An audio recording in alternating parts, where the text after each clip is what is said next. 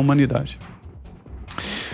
Mais um assunto aqui para discutirmos. O novo presidente do Supremo Tribunal Federal, o ministro Luiz Fux, já tem toda a pauta de julgamentos deste ano nas sessões plenárias, ordinárias e extraordinárias da Corte. Sem entrar em temas que são desafios para a nova gestão, os ministros deverão se debruçar sobre ações que envolvem o registro de artista, o Escola Sem Partido, a reforma trabalhista de 2017 e até o alcance da vedação do nepotismo. Também foram julgados, ou pautados, na verdade, julgamentos sobre a liberdade religiosa de servidor público, a revista íntima e o monopólio da União para explorar loterias.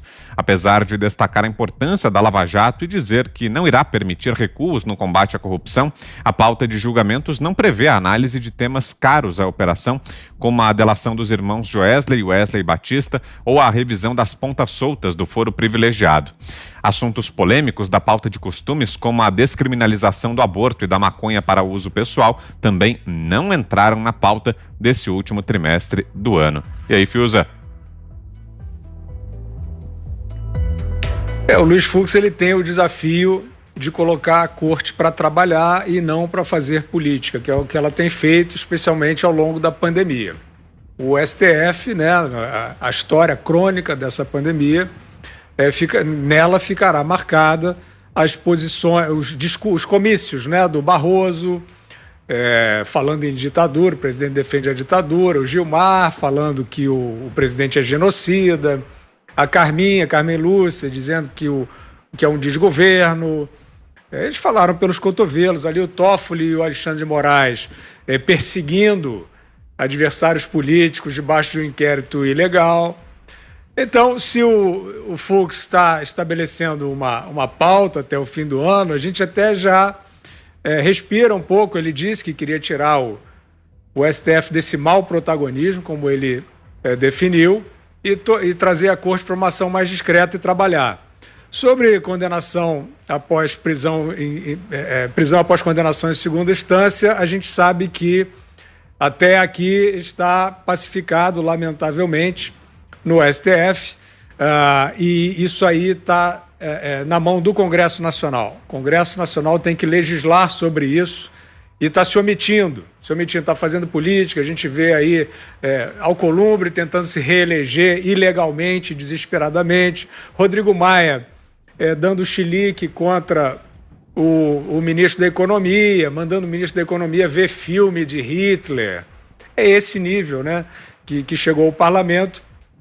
E avaliando ali com muito carinho a lei da mordaça, que legaliza a imprensa marrom protegidinha das redes sociais, e não botam para votar a prisão após condenação em segunda instância, que é a prioridade no parlamento. E a gente espera que o STF também tome juízo, com perdão da redundância, e coloque os casos da Operação Lava Jato, que se o STF está achando que vai passar por cima, vai soterrar a Operação Lava Jato, ele está enganado, porque ela não tem volta. Diga, Augusto. É o tal negócio, né? Você pega a Constituição americana, é pena que a Ana esteja com problemas no som, aí, né, para ensinar mais coisas a gente. A Constituição americana, ela nasceu aí há mais de 200 anos com 7 emendas e 7 artigos e 27 emendas. É a mesma Constituição. O Brasil já teve 7 Constituições e essa 7ª nasceu com 245 artigos em 276 páginas. A Constituição original americana coube em 5 páginas manuscritas. Aí você tem que chamar os intérpretes da Constituição, que é o timão são os titulares do timão da toga. E o que eles fazem aí?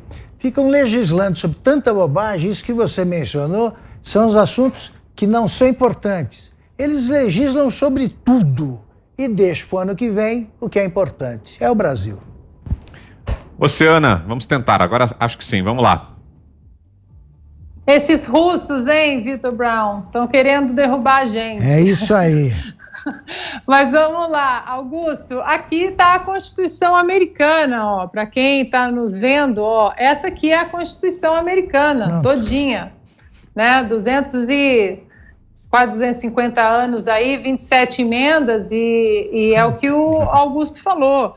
É uma Constituição enxuta, uma Suprema Corte que recebe de 90 a 100 casos por ano apenas.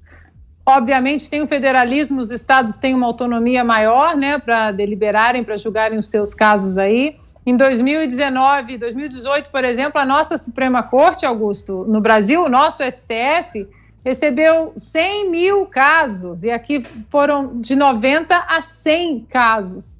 E aí, quando recebe exatamente isso aí, pode julgar, né, escola sem partido,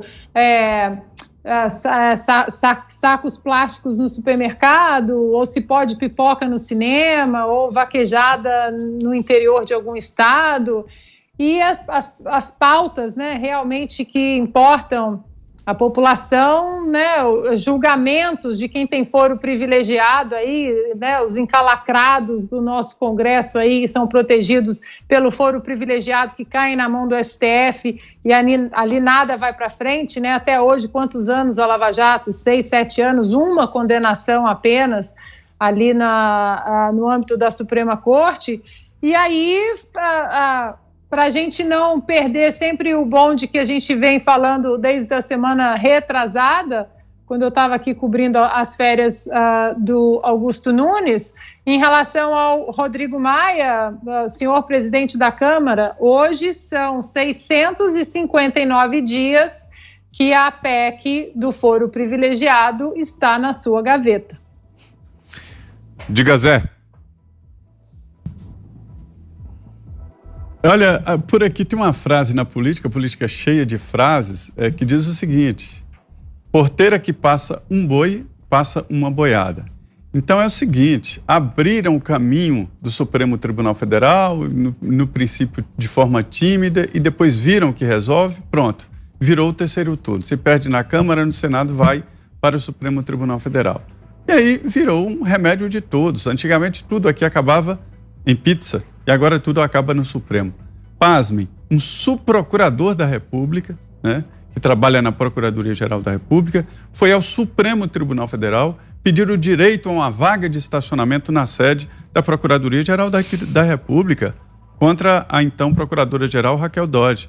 E depois a presidente do Supremo, Carmen Lúcia, nem analisou, o que se chama não conhecer da história. Isso não é função do Supremo Tribunal Federal. Mas o Supremo aqui é recheado desse tipo de coisa. O ministro Marco Aurélio me contando que vieram aqui integrantes de Supremo Tribunal Federal de outros países, quando ficaram sabendo do volume de julgamentos, todo mundo ficou impressionado, porque o Supremo julga muito, todos os dias, né? E julgam varejo. Isso não está correto.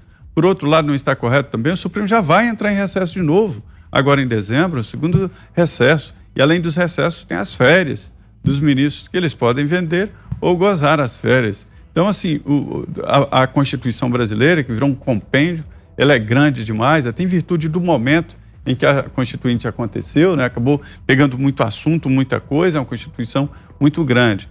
Nos Estados Unidos, e agora aqui no Brasil também pegou essa história, lá como não há possibilidade, é muito difícil mudar a Constituição, se faz reinterpretações. Aqui no Brasil, a reinterpretação é diária, né? É diária. Vejam aí, esses são os assuntos que vão ocupar os senhores integrantes da mais alta corte do país. Quer dizer, não era para discutir isso, e sim matéria constitucional, o controle constitucional do país.